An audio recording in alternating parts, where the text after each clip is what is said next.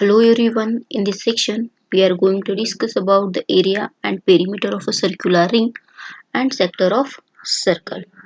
So we will discuss first about the circular ring. तुम्हाला diagram दिसत असेल, आता जो पिंक शेडेड एरिया आहे तो असतो area of a circular ring. आता हा सर्क्युलर रिंग जे आहे तर याच्यामध्ये दोन सर्कल्स असतील, कॉन्सन्ट्रिक सर्कल्स म्हणजे की ज्यांचं सेंटर हे सारखं असणार आहे. एक असेल आउटर सर्कल, दुसरा असेल इनर सर्कल. तर कॅपिटल डी ही आउटर सर्कलची डायमीटर असेल, स्मॉल डी ही इनर सर्कलची डायमीटर असेल. Capital R is the radius of outer circle, small r is the radius of inner circle.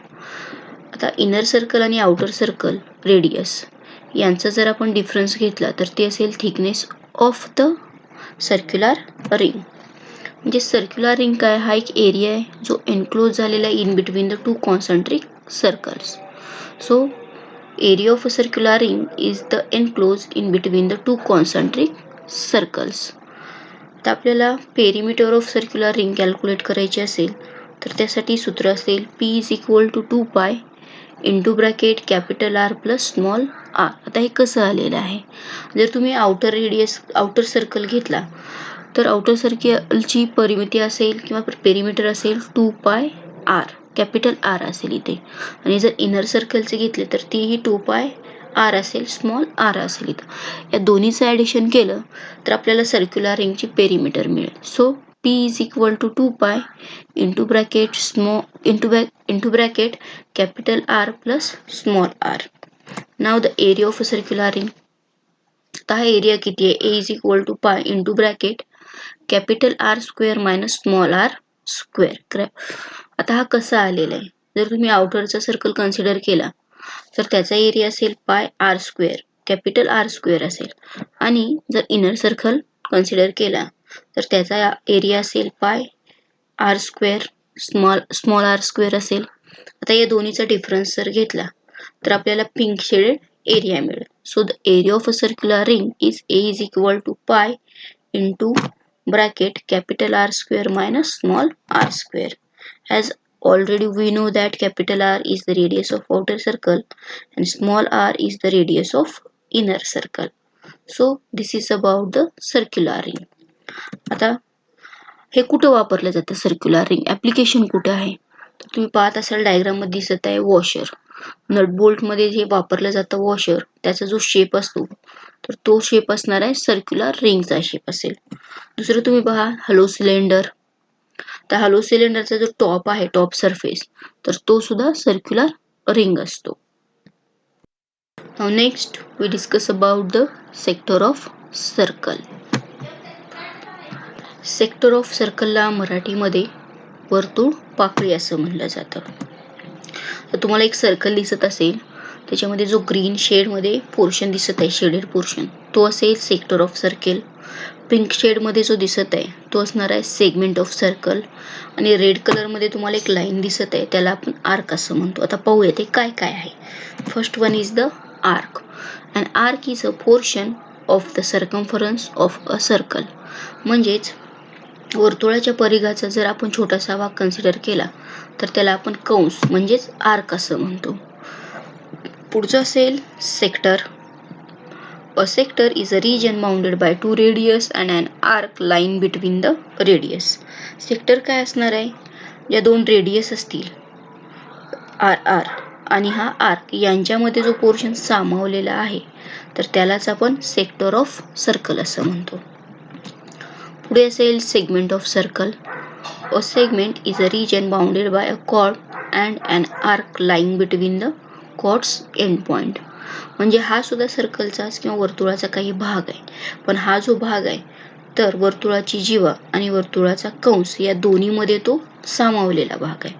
आता इथं आपण सेक्टर ऑफ सर्कल पाहत आहोत. तर आता सेक्टर ऑफ सर्कलची पेरिमीटर तसंच त्याचा एरिया काय असतो हे आपल्याला पाहायचं आहे.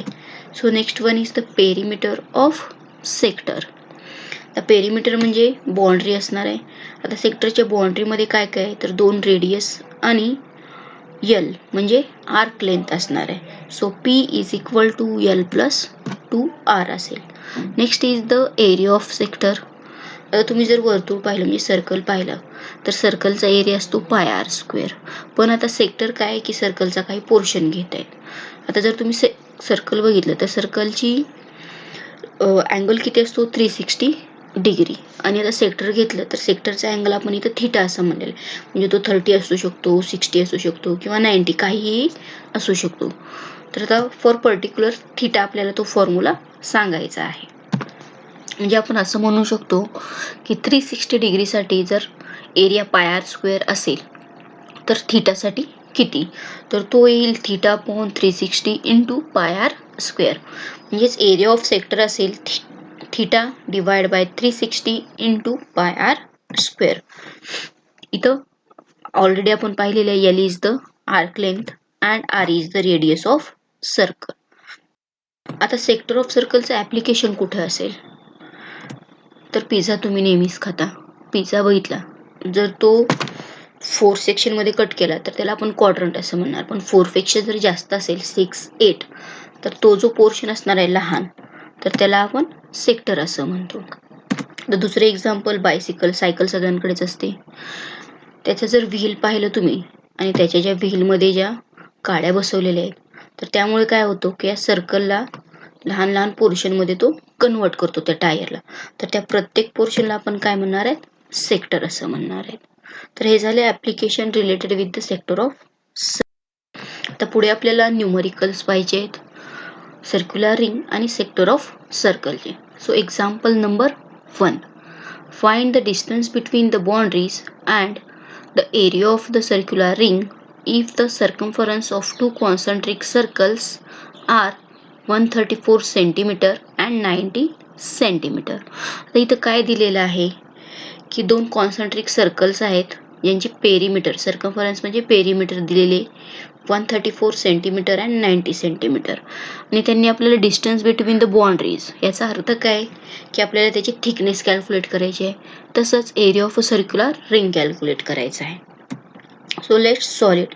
आता तुम्हाला इथे दिसत आहे एक डायग्राम, त्यामध्ये तुम्ही बघितलं पिंक शेडमध्ये की आपल्याला टी कॅल्क्युलेट करायचं आहे आणि जो पिंक शेडचा एरिया आहे तो कॅल्क्युलेट करायचा आहे.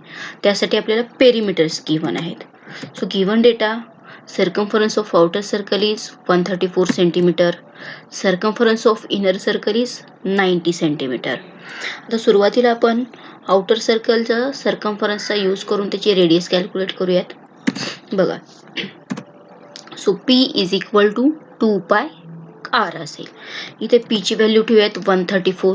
So 2 pi R is equal to 134.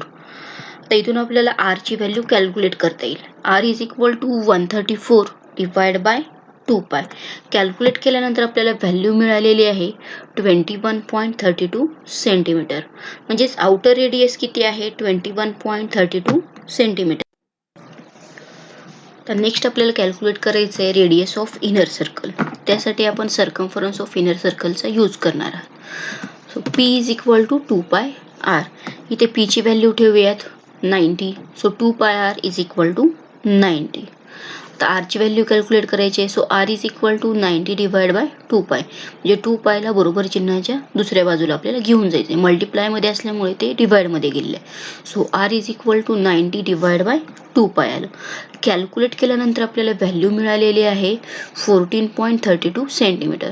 So the radius of inner circle is 14.32 centimetre. आता इनर आणि आउटर सर्कलचे आपल्याला रेडियस मिळालेले आहेत. त्यापासून आपल्याला कॅल्क्युलेट करायचं आहे डिस्टन्स बिटवीन द बाउंड्रीज.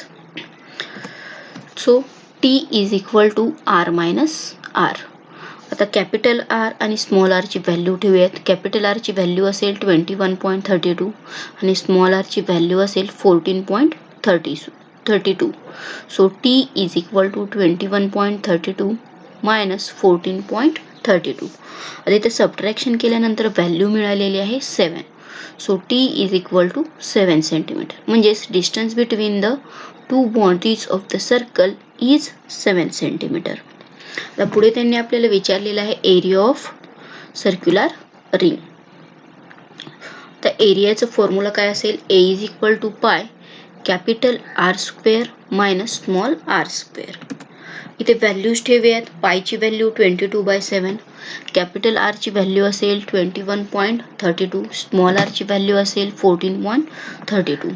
त्या दोन्हीचाही स्क्वेअर करून घेऊयात आणि ऑपरेशन्स मल्टिप्लिकेशन डिव्हिजन ऑपरेशन केल्यानंतर आपल्याला एरिया मिळणार आहे 784.08 centimetre square. So area of the circular ring is 784.08 centimetre square. तर अशा प्रकारे आपल्याला इथे डिस्टन्स बिटवीन म्हणजे thickness of the circular ring मिळालेली आहे, तसंच area of the circular ring ही मिळालेली आहे. Number 2, find the radius of the circle if the angle is 60 degree and the area of the sector of a circle is 144 centimeter. आता हे example असणार आहे सेक्टर ऑफ सर्कलचं. इथे आपल्याला sector of सर्कलचा angle दिलेला आहे 60 डिग्री आणि त्याचा एरिया दिलेला आहे 144 सेंटीमीटर स्क्वेअर आणि त्या सर्कलची आपल्याला रेडियस विचारलेली आहे. So given data is area of sector A is equal to 144 centimetre square and angle of sector is 60 degree and we have to calculate the radius of the circle. आता इथे area दिलेला आहे त्यामुळे आपल्याला एरियाचा formula use करावा लागेल for calculation of radius of circle. So A is equal to theta divide by 360 into pi R square. आता या सूत्रामध्ये आपल्याला थीटाची व्हॅल्यू ठेवायची आहे, पायची व्हॅल्यू ठेवायची आहे आणि आरची व्हॅल्यू ठेवायची आहे. So we will put the area of circle as 144, then theta as a 60 and pi as a 22/7. Equation तयार झालेलं आहे 144 is equal to 60 divided by 360 into 22/7 into r square. तर इथे कॅल्क्युलेशन करून आपल्याला r स्क्वेअरची व्हॅल्यू फाइंड करायची आहे. तर आर स्क्वेअर एका साईडला घ्यायचं बरोबर चिन्हाच्या आणि ज्या व्हॅल्यूज आहेत त्या दुसऱ्या साईडला. मग आपल्याला इक्वेशन मिळालेलं आहे R square is equal to 360 divide by 60 into 7/22 into 144. इथे कॅल्क्युलेट केल्यानंतर आर स्क्वेअरची व्हॅल्यू मिळालेली आहे 274.91. पण ही आर स्क्वेअरची व्हॅल्यू आहे, आपल्याला आरची व्हॅल्यू पाहिजे म्हणजे इथे आपल्याला स्क्वेअर रूट काढावं लागेल. So square root of R म्हणजे आर ची व्हॅल्यू मिळेल.